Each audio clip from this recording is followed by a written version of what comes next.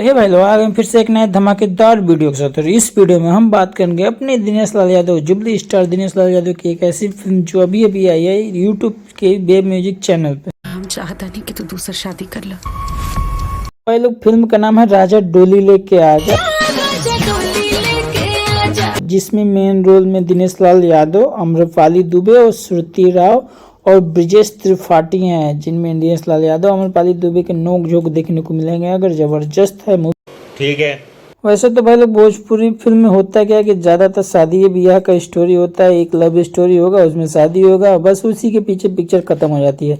लेकिन इसमें भी भाई वही हाल है। आपको एक हीरो मिलेगा, एक हीरोइन मिलेगी, जिसकी शादी के लिए परेशान है लोग। होता क्या है, आपको पूरी स्टोरी समझाते हैं। तो चलिए स्टार्ट करते हैं स्टोरी को। तो चलिए शुरू करते हैं। दिनेश लाल यादव निरुआ यानी राजा, हमारे फिल्म में दिनेश लाल यादव का नाम राजा है। तो ये क्या करते हैं कि स्कूल की टीचर से प्रेम करते हैं, जो श्रुति राव है, वो स्कूल की टीचर बनी हुई है।